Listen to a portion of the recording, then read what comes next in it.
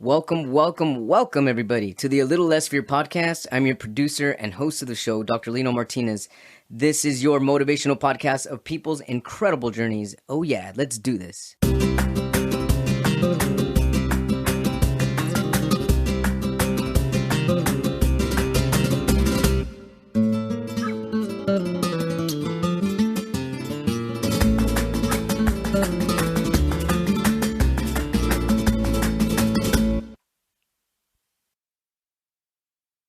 Welcome back, everybody, to the A Little Less Fear podcast. Today, I would like to introduce Danielle Matthews. Is it Matthews or Matthew?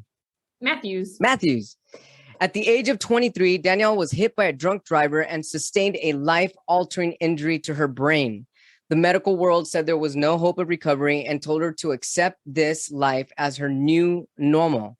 Although her body was physically impaired, her spirit was strong, and she refused to believe their diagnosis. Her mind was determined to recover, and she did.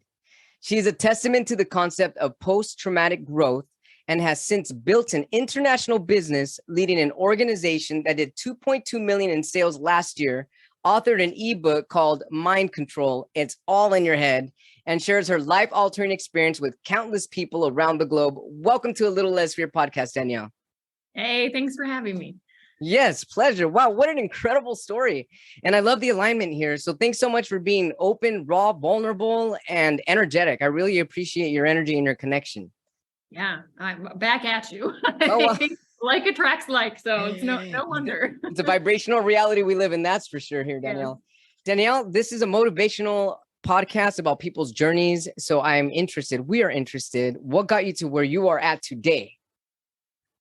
And my life went upside down is what had to happen. So when I was 23, up to that point in my life, I was doing really well. I had gone to University of Virginia, gotten a degree in biology, performed well in all the ways that I think society would say that you should, or whatever that might look like. Then I was hit by a drunk driver and my world went completely upside down. I found myself unable to concentrate for more than 10 minutes, couldn't get the words out I wanted to. I lost my job because I couldn't perform. And I found myself with no income, having to move back in with my parents and just focus full time on trying to get healthy. And, when you're in your 20s, you don't think you're going to lose your health. You don't have a plan B financially. You're just in this situation that you never expected. And for a long time, I would say at least a year, I was in the space of feeling like a victim, feeling like this shouldn't have happened to me. This isn't fair. Why me? Right. And that is not a very healthy space to be in. But it is something that, I had to go through, and I had to go through those emotions. I went through severe depression, a lot of anxiety, till it got to the point where, a year in, my doctor told me this was my new normal. He basically said, with your type of injury, there's nothing more we can do, and you need to adjust your life around this.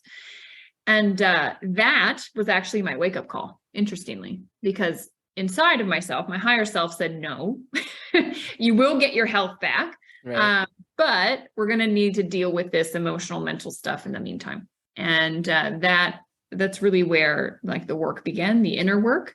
That has allowed me to, come out of that and do so much more. But there's a lot of levels of what that looks like. And I think, my story, I hope other people can find themselves in it. Not that you have to have a brain injury, but when understanding that, look, life can throw stuff at us and it can seem like the worst thing, but it can turn into the most phenomenal thing. Like, I look at this and I say, wow, I'm so grateful, because this put me on a very different path where I got in touch with my true self.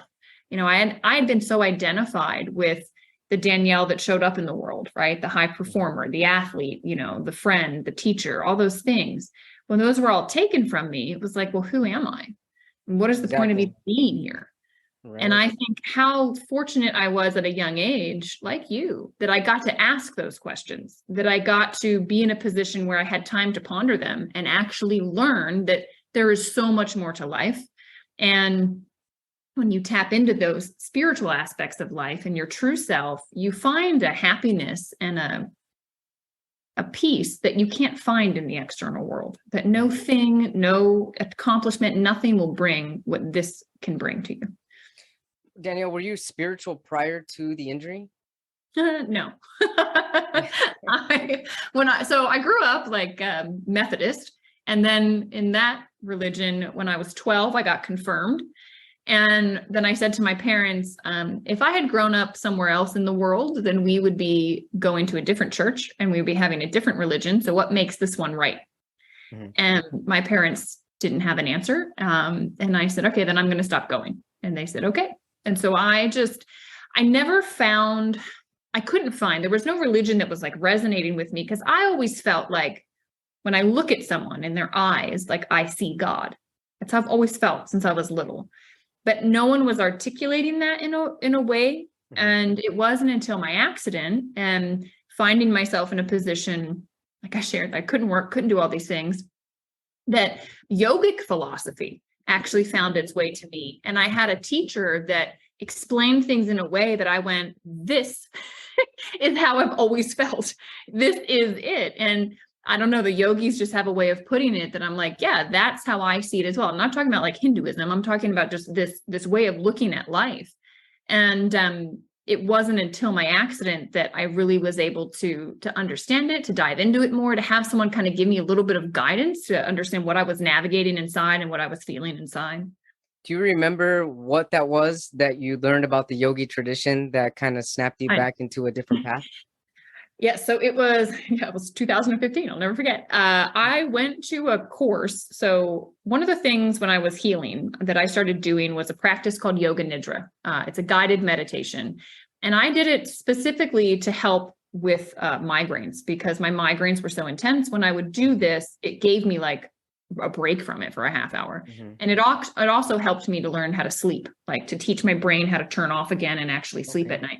So I was using it for like these physical things, not realizing, why it had been invented and what it was. Yeah. But along this journey, a woman, her name is Kamini Desai. She is an amazing woman. Her dad is Amrit Desai. He founded the Kripalu Institute here in the US, one of the biggest ones. Like, she grew up at an ashram, right? But she then left and sought Western knowledge. She got a PhD in psychology, and now she teaches both. But while she was while I was in this space, she was writing a book, and she needed help on basically like how to reference different research. And I'm really good at that. So I was helping her like 20 minutes a day, what I could. And in this, I'm like learning more about meditation. And at the end of the project, she said, Danielle, I'd love to gift you, the training. You can come and learn how to be a facilitator of Yoga Nidra. And I kind of blown it off. But then I moved to Florida. I remembered she was in Florida, and I said, actually, could I do that training? And she said, yeah, I'm 2 hours from you and it starts in a week. And I was like, oh, okay. So I'm sitting there, and one of the first things she ever did, she said, the yogis pondered this question. If there was one thing that, if known, solved all problems in the world, what would that thing be? Mm-hmm. And she then took us through this exercise where she had us close our eyes and be on a beach and like see a boat coming into our view, and then taking over our view. It's all we're seeing, and then leaving our view. We opened our eyes again, and she said, are you the boat? And I thought, what a silly question. Like, no, I'm not the boat. Obviously, I'm looking at the boat. Like, what did I come here for? And she said, the yogis would say the boat is your thoughts. Wow. And you are the one that is there before, during, and after your thoughts. And the problem in life is that people don't realize this. They think they are their mind. They think they are their thoughts. And if you can get to the space where you realize that you are the thing watching them, and you can disidentify from them, now you've been able to get to a space where you can create new intentions. You can decide to make deliberate decisions about what you engage with and don't engage with. And they designed Yoga Nidra as a tool to help you do this, to help you disengage from the mind and get to this space. And to become the observer of your own thoughts. Yes. And I was like, yes, this is it. Like when my accident happened, I had been identified with all those things, right? Yeah. And then those were gone. And I was like, who am I? And I'm like, oh, I'm the thing that's still here, observing all of this. And it sounds so simple, but when you really get it, it's like, wow, so I can be fine no matter what comes into my life, because it's like the sky, like the thunderstorm that just blew through. Like I've got like sunlight again. And it's like the sky was there at peace when the storm came in. It's at peace when sunshine's there. It's no matter what. It's always at peace. Yes. Yeah. And that's the essence of you. You were that. Absolutely. Wow. What a realization that must have been for you. And how soon after realizing this, that you're the observer of your thoughts, and therefore you can basically have different intentions and create your own reality of sorts, right? I mean, for sure. And at that point, yeah. When did you actually start to feel better about the trauma that you had gone through with the brain injury? Yeah, that was an evolution. There's several aspects. Like there's the physical side, and then there was the mental, emotional, spiritual side. And I would say a year in, when my neurologist said to me, "This is your new normal," that was when I started to kind of wake up to, okay, I need to work on the mental, emotional side here, because otherwise I'm not going to want to live this life, because it doesn't seem worth living. Sure. And so I started to just not allow myself to think about the future because it caused me anxiety. I didn't think about the past because it made me depressed. I just was present. And isn't that the essence of every spiritual practice? To be present in the moment. Exactly. Exactly. It's like, what a gift. I was forced into the present. Right. And then I said, what would make me happy now? Like, what would bring me joy? What can I be grateful for? And I started to just make my mind only think about things I could do rather than things I couldn't do. And in doing this, everything shifted. Like everything shifted for me mentally, emotionally, and then spiritually it opened up. But I was still physically not well. It actually, though, we're aware of the law of attraction, yes. And we joked about it, like attracts like, but it's truly actually the law of vibration. The vibration you hold will attract in things at that vibration. Well, as my vibration shifted, like I didn't know that I was doing this because I was unconscious to it at the time. And I was holding the space of gratitude, of, joy. We got a phone call from an acupuncturist that said she had started working with a biotechnology that was doing amazing things in her practice. It was stimulating cellular repair. And she said, it doesn't matter what someone has going on. It just goes into their body and it helps their cells better communicate to repair damage and get back to functioning optimally. She said, I'm seeing it help with hormones. I'm seeing it help with neurological things. I'm seeing it help with digestive stuff. She's like, it'll pass the blood-brain barrier. It'll help Danielle. So that's incredible. Yeah. Attracted in the answer. It's like, it's amazing. But what's hilarious is I missed it because I was expecting to just like wake up healthy one day. Like, I don't know what I was thinking, but I thought like, I'm just spontaneously going to heal. Like it's ridiculous verbalizing it now, but I didn't expect the answer to be in something that I was going to have to drink, like my brain had never thought of that as a possibility.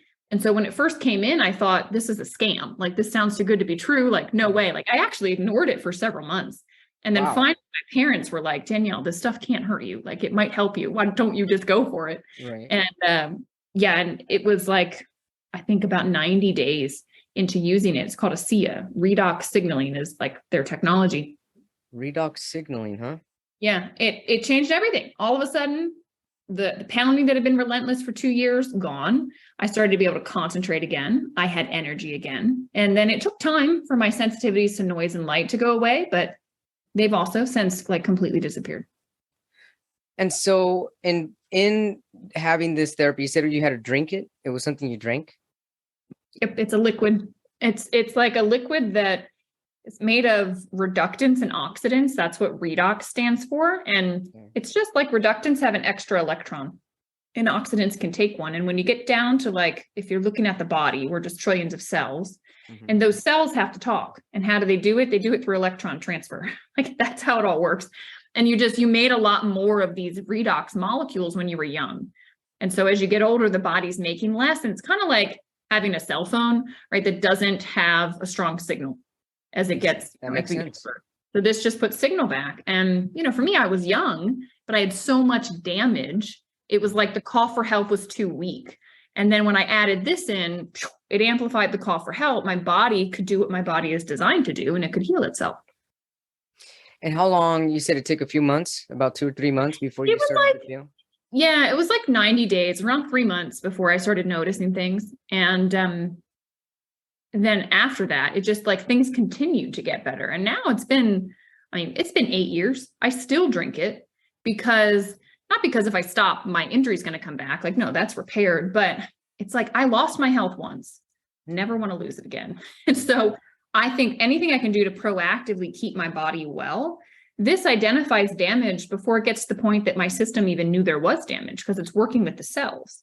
And so, for 8 years now, I'm like on point. I've got great energy. I don't get sick. My body is just like functioning at its prime. And I think my wish is for everyone to feel that. Like there is no one needs to be stuck like you were, like I was, in this space where we're not healing. And it's like the medical community has some options, but they don't have all. There's a lot of different things coming out all the time.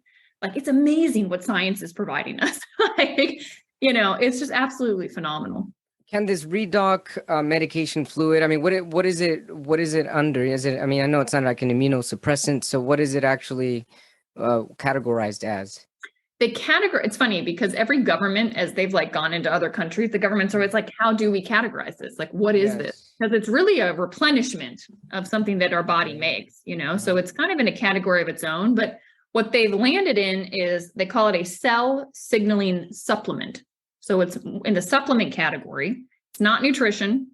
It's not an antioxidant. It's not like all this other stuff we're used to hearing about, but it's, cell signaling is how it's classified. And in all of my years and with my background in biology, like it took me a long time to wrap my head around this because I thought, what I was hearing and now what I've seen is that this will go into any living thing, plant, animal, human. It'll go in and it will stimulate communication so that wherever that plant is damaged or animal is damaged or person has damage, it'll repair it because it's non-specific. It's not like the cells in my liver talk a different way than the cells in my bladder. No, they all talk with the same electrons, like the same communication molecules. Right. And so it will go in and do something different for everyone, which makes it sound too good to be true, to be blunt, But when you understand the mechanism of action, you go, wow, like that's profound. I mean, It's a massive breakthrough. I think, my opinion, obviously, but I think this is something that will be in every household. I think I was just going to ask you this, like how readily available can this be for other people? I just feel like the way you're describing it, I feel like people with cancer, people with Alzheimer's, dementia, I mean, all kinds of people. I mean, me, anybody can be using this, So it's like, I wonder what it's going to take for it to be more readily available. Yeah, it's kind of like when penicillin came to the marketplace. Like, can you imagine someone knocking on your door and being like, hey, you got it? Like, here's some bread mold. It's like, what? And I feel like it's the same with this because redox molecules are made from saline. Like literally, think about your body.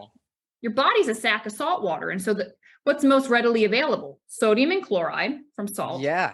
Hydrogen and oxygen from water. But the body can make a lot of different combinations of that. Like hydrogen peroxide's H2O2, water's H2O. You add another oxygen, super different molecule. Yeah. And so the body is like its own pharmacy. It's making different combinations of that. But if you look at the ingredients of the product, it says saline because all that went in were those 4 building blocks. And it's like, I think it's taken time for people to like wrap their head around that. Yeah. But it is available. Like you can get it. You have to get it through like a rep. You can't just go to the store and buy it because it requires some education. You kind of need some assistance with it.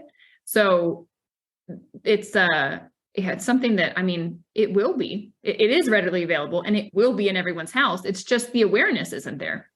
People are slowly kind of becoming more and more aware of it. Well, I'm definitely going to ask my immunologist about this next time I see him. This is incredible. I want some redoc. Hook it up, doctor. Yeah, so tell us more, Danielle, about your post-traumatic growth. I'm assuming that this happened once you actually started you got on the redoc, things start to heightened, I guess, become I guess I almost said the word enlightened, but kind of did become enlightened. Yeah. And awaken to your true self, your abilities and your capabilities. What is post-traumatic growth? The concept of post-traumatic growth, I didn't understand it until someone said to me, Danielle, you're the epitome of it. And I said, what do you mean?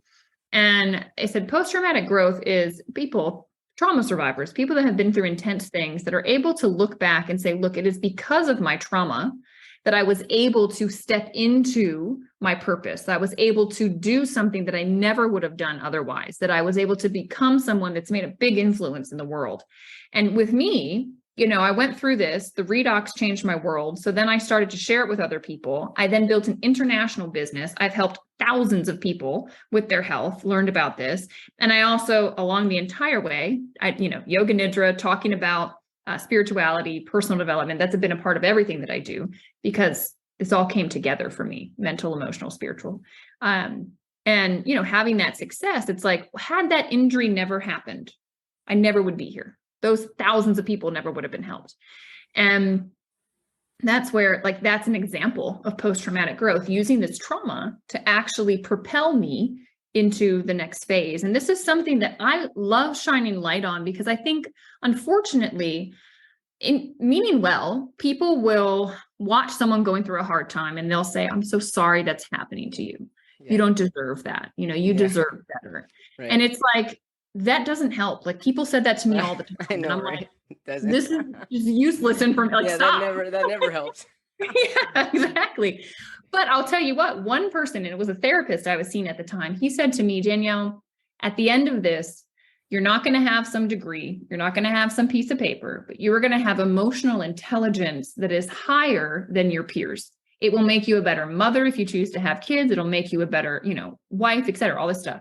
And I remember holding on to that, because at the time I felt like I was drowning, like that I was going nowhere, and it was just going to be who knew what in the years to come. But he was telling me, like, no, there's a different kind of growth that's going to happen through this. And I think we could do better with the people around us if we watch and see someone going through a difficult time, to say to them, "Look, like, it might not feel like it, but what you're going through is going to cause you to grow. You are going to learn things." It's like when you go to the gym and you break down muscle. Yeah, it breaks down, but then it comes back stronger. And like, we get it for our physical body, but people don't get it for the mental, emotional, spiritual side. Like, you have to go through obstacles. You have to go through challenges in order to gain the strength, to gain the resiliency, to be able to realize that you've got everything you need inside of you, to wake you up to the fact that you're connected to the infinite, that you have an intuition that tells you everything you need to ever know. And you never need anything from anything external. Like, it's all within. But if you don't go through hard times, you'll never be forced to sit down and reflect on these things and to listen. Absolutely agree. There's no way I would be the person that I am today had I not gone through all the things that I've gone through, physically, mentally, emotionally, spiritually. I mean, I found my spirituality when I was in hospitals, and kind of feeling like there's nothing left to my life. So I definitely agree with you on that. Man, I love that post-traumatic growth. I'm going through post-traumatic growth myself. This is incredible. I was like, you're the epitome of it. We both are. Yes. And I need to tell my guests that this incredible term, because so many people I interview have gone through so much trauma, and now they're doing something with their trauma, turning their pain. They're going from pain to gratitude. And that's really the most beautiful thing you could do there. Exactly. I call it turning pain into purpose. Like, that's what you're doing. And, everything, this world that we're in, like, I love the visual of a yin yang, that's that symbol where you've got black going into white, and it's just this total flow. And I think what happens in life is we pull apart that polarity. We've got day and night, we've got love and hate, we've got good and bad. That's just part of this world. That's part of what we experience here on Earth. And unfortunately, I think what our mind does, the human side of us, it pulls these things apart and it says one is better than the other. I want all pleasure, I don't want pain. And so when we're in this dual space, like, we're constantly at conflict. And I think what needs to happen is you need to bring things back together and look at it as a whole picture, like that unity of the two together, and go, look, this might be a dark time, but in dark times, that's when I can find more about myself. I can find these strengths and capabilities I didn't know I had. I can get stronger. They call it the dark night of the soul. Right. Because you're going inward, you're getting in touch with the soul, and it will phase out, and you will go back into the light. You will go back into a time that is maybe less intense for the internal growth. You can experience, things on the external world, but it will cycle back. And I think people get scared, and they start pushing away the painful stuff, and it's not going to go anywhere. And it's just going to sit there until you pay attention to it. So it's like, it's going to make itself more known and more known until you actually sit down and listen to it. Exactly. You'll bang yourself into a wall again and again, or situations will keep happening. Relationships will keep happening. You're going to keep finding yourself wherever you go. So the sooner you deal with it, the better your life's going to be. And also with the whole yin yang duality of it all, that's also masculine and feminine energy. It's both energies. Yeah. So the logic mind and the emotional mind coming together as one whole.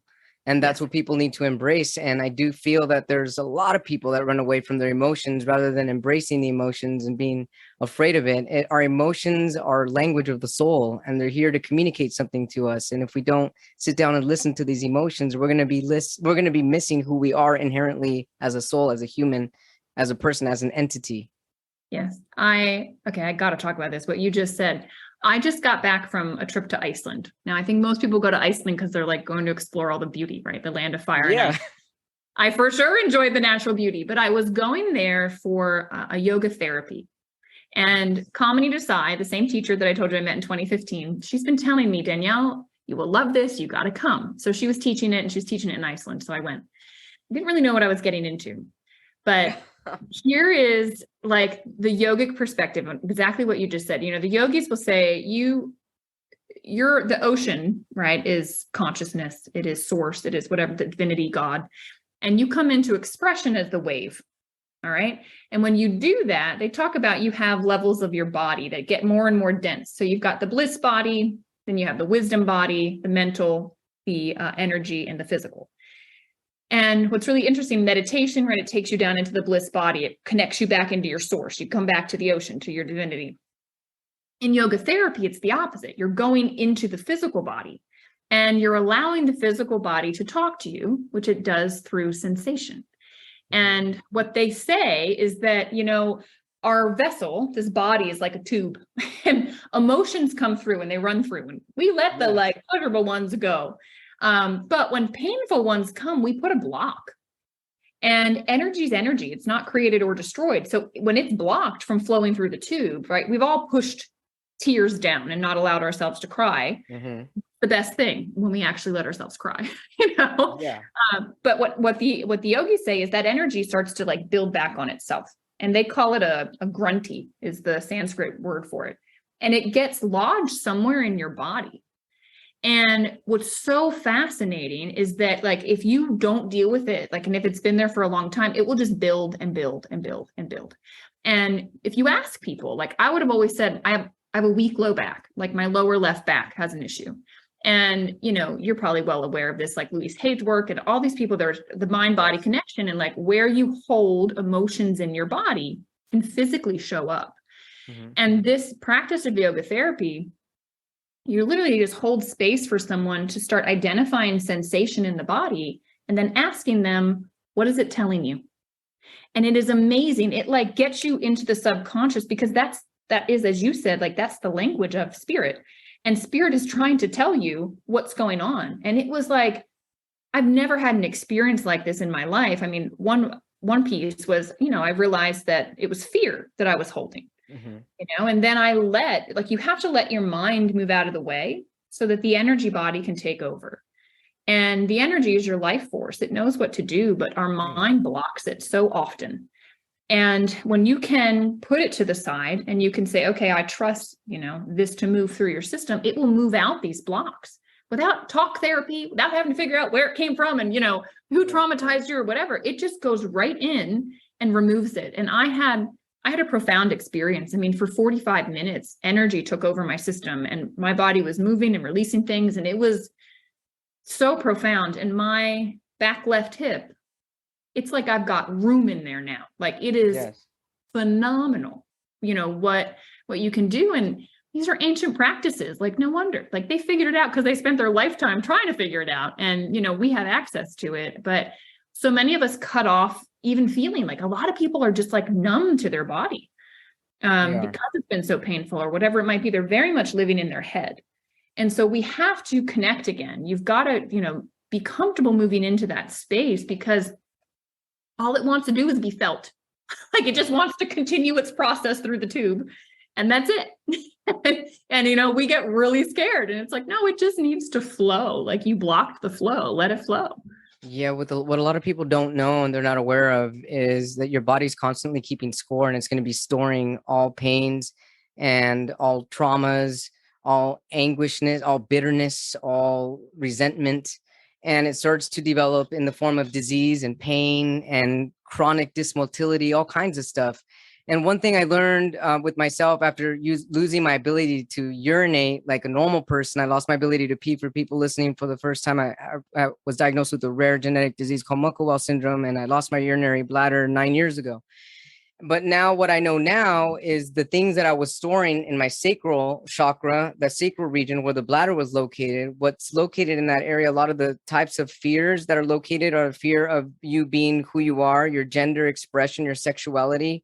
And at the time I was female and I wasn't able to express myself, my true identity. And lo and behold, how did I lose my ability to pee? And that is the very center, the very part where the expression of gender and sexuality is at. And for fears are stored. So when you start releasing these fears, you start to allow the natural flow of your chakra energetic system through your body, and you start to be able to communicate in harmony with your entire body, your cells, your feelings, and everything starts to come into harmony and synchronize with each other. It's really beautiful the way that happens. And one thing I actually went through just 2 weeks ago, Danielle, this is crazy for me. So I started to get really, really deep into meditation to the point where I'm doing these salt baths with crystals and releasing negative energy and just trying to get rid of blockages and stuff. And lo and behold, I mean, it's like 5 days after I'm doing these intense 45-minute, 1 hour meditations. I mean, how is it? Obviously, it's not a coincidence that I end up with a quote unquote stomach virus and I've got loose stomach for a week and followed by a migraine. I mean, I've been completely healthy. My blood work. Yeah. And so my doctor's like, drop your blood. You probably have inflammation. I'm like, okay, guess what? My blood work is the healthiest it's ever been. So I'm like, you know what? The only thing that makes sense to me, how does everything come out normal? It's obviously my body getting rid of stagnant energy, emotions, whatever was stored in my solar plexus is gone. Because here I am like 4 days after all of that happens and I feel completely renewed. I have more energy. I have a clearer mind, and our body is always storing these things. So we can go in, take the trash out by going in with ourselves, meditating. And, you know, a lot of people are like, I don't meditate. I don't know how to meditate. The only thing I can tell people that say that, just give yourself 5 minutes to just sit there and say, you know, wow, look at that tree outside. It looks beautiful. Those leaves are nice. As long as you can just get yourself out of the constant rut of what do I have to do? Or like you were talking about, thinking about the future, thinking about the past, and just keep yourself as present as possible. That's where all the magic happens. Yes, it is. And you absolutely were just experiencing an energetic detox. That's all it is. And you might That's the word. Yeah. Energetic detox. Yeah.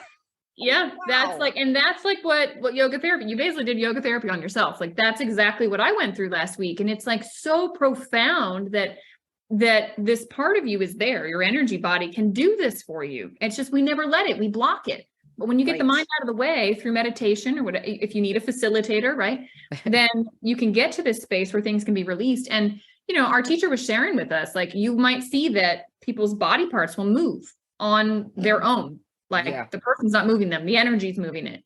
You might see that people like burp, or they feel like they need to vomit, or they might actually like you, you know, need to go to the bathroom a lot. And it's like, whatever way the system can eliminate, that's how it's going to do it. So I mean, I love, you and I had a very similar experience. Last week, I wish I would have done it in Iceland though. I know, right? That would have been magical.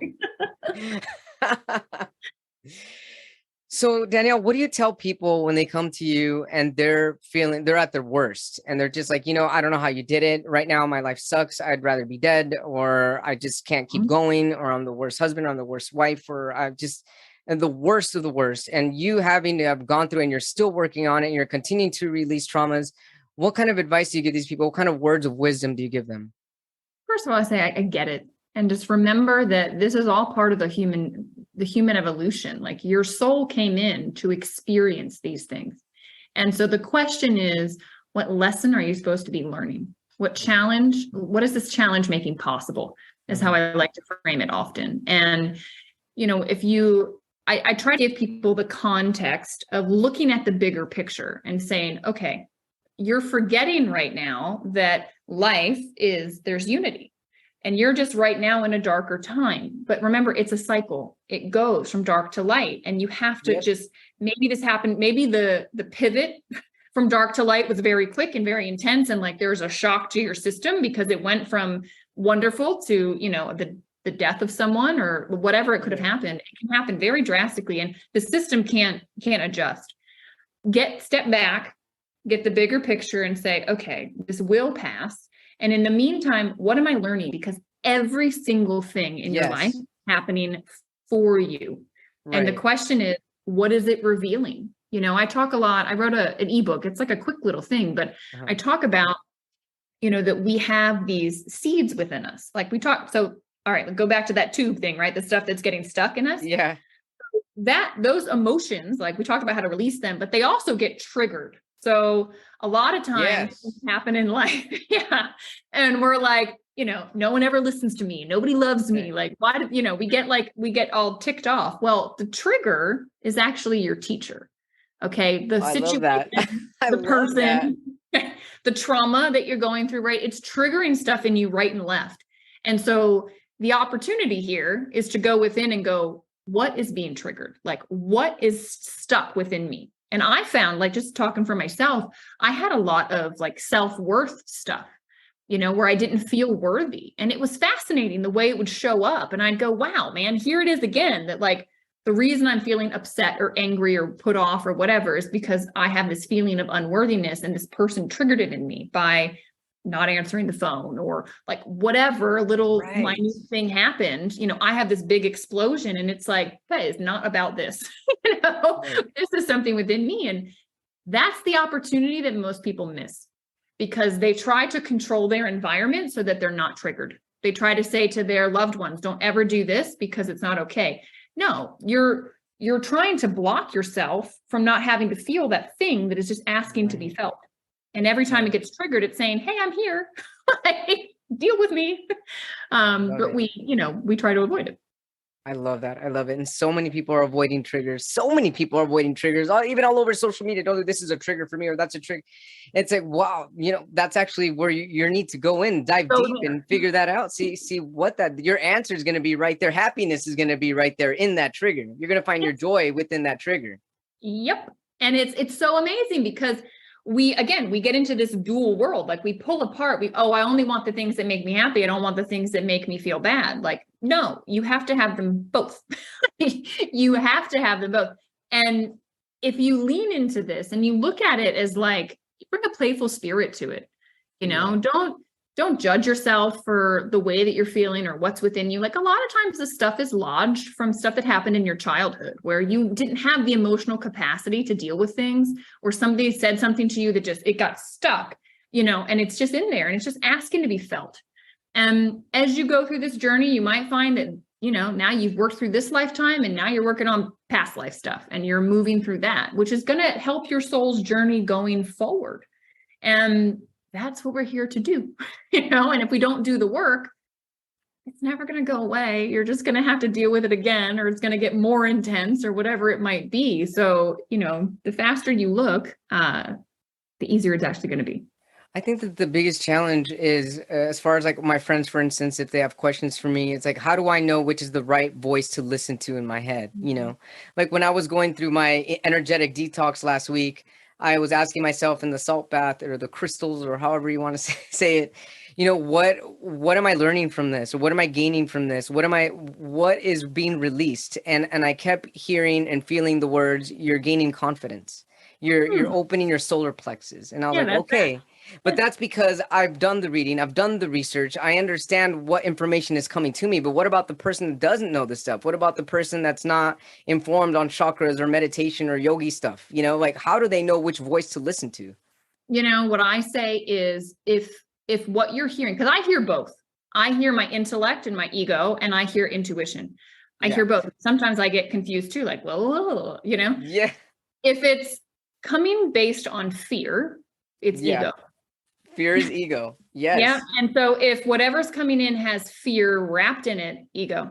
If it doesn't have that, that's your intuition. So your intuition saying, no, this is self-confidence, right? Your ego is probably saying, oh my God, you're going to get sick. You need to go to the doctor. Like, what's going on? Like, you know, that's fear. Yeah. Right. And that's the one that you just go, shh.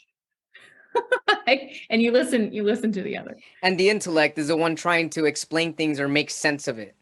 Exactly. It's just processing. And the intellect can only go based on data that it has from this lifetime. Like like logic, like stuff that has Right. actually happened. And when you pull from that, it's trying to keep you safe. So it's going, okay, these are all the things that could be happening. Like, Yeah.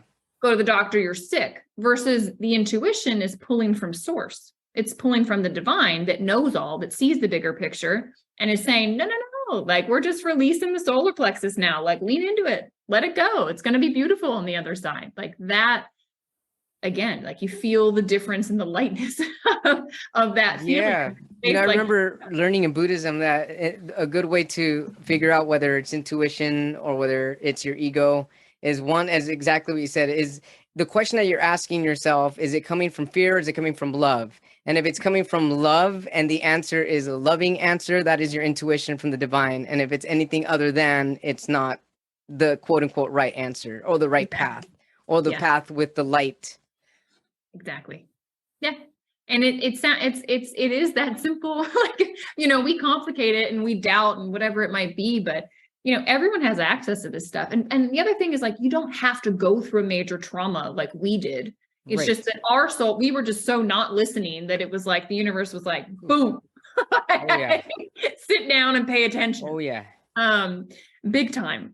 But you know, you don't have to. Like, you can just make the decision to go, okay, I want to explore this more. Just be open to, it's just about inner work. It's just about the inner dimensions of life and learning about yourself. And that will open all of this up to you. We all have access to it. You and I are not unique. We didn't go through these, you know, medical crazy things, right, and it opened up some line of consciousness. No, we started to ask the questions to find it. Right. And I just want everyone to know, you know, if you're going through a tough thing, this might be what is opening. But even if you're not, like, explore this side of life, because, you know, I don't know if you found this. Sounds like you were like an achiever in life. And I don't know. I would always push for things, and then I'd get them, and there was still an emptiness. You know, I had the thing that society said I wanted, or, you know, I was first place at whatever, and it still was like not enough. And it never felt like it could be satisfied. And it's because, like, the satisfaction comes from internal things. Like, it will never come from the outside world. It'll never come from a relationship. It'll never come from a car, a house, or whatever. That's all temporary. And the within, that's where it is. So if you're searching, like, it's inside of you. It is inside of you. Danielle, this has been incredible. I love talking about all this stuff. It's my favorite subject, my favorite topics to discuss. How can our viewers, our watchers, and our listeners find your ebook and get a hold of you if they need to get a hold of you, or any of your social media handles? I'd say Instagram, probably the best one. Instagram, excellent. Yeah, it's just my name, Danielle Matthews, and I've got an underscore at the front and the back, because apparently I'm not the only one. So okay, you can find me there. And there's a link in my bio to the ebook. If you want to experience, if you're one of these people that says, I don't know how to meditate, I have a yoga nidra on there that I've recorded. Oh, awesome. It will help you drop into that space first time. And then I've got info on the redox too, if people want to learn more about that. Oh yeah, definitely. Danielle Matthews, everybody, incredible interview here. I'm just so happy that we got to connect and discuss these incredible topics that are lighting a path for people, especially if they are new for people. And I hope that our listeners are gaining incredible insights as I am. Thank you so much for sharing your love, light, and all of your wisdom. Keep going, keep flowing, keep meditating, keep sharing your light with the world. Oh, thank you. And back at you. Thank you so much. Thank you for listening to A Little Less Fear podcast. As a special free bonus, I've partnered with the Uchi app, spelled UCHI, for 8 listeners, first come, first serve, to join me in deeper conversation using a private Uchi tribe specific to this episode. Those listeners not randomly selected will receive a free complimentary Uchi tribe to use as they desire. Uchi is a free social app that guides private conversations using a question and answer format. I've come up with a handful of questions about today's episode, and we'd like a small group of our listeners to share their perspectives with each other, and I'll share mine too. Together, we'll discuss our answers and comments over the next 1 to 2 weeks. Register for the drawing using the link in the show notes, and be sure to include the episode's code. The drawing will be held after the episode is live, so sign up soon, and we'll see you in the episode's Uchi Tribe. Thank you all so much for all the listeners, the viewers, the watchers, and the subscribers. If you have not yet subscribed, go ahead and do so, and please share the story, share this journey, share this podcast with your friends and your family. You can find information on my book, details about my book, on my website at www.alittlelessfear.com, where you will also find my freelance poetry that I write. It's visual poetry with video for businesses. And for social marketing, if you are interested, please send me an email at alittlelessfear@gmail.com. Again, my website is www.alittlelessfear.com. And if you'd like to be on the show, you can also send me an email, or if you have any questions or comments, at alittlelessfear@gmail.com. Feel free to also check out my YouTube channel, also titled A Little Less Fear Podcast, where you will catch all of these episodes on video on YouTube. Thank you all so much. I love you. Thanks for your support. Take care and keep shining on. Rock on. I love you.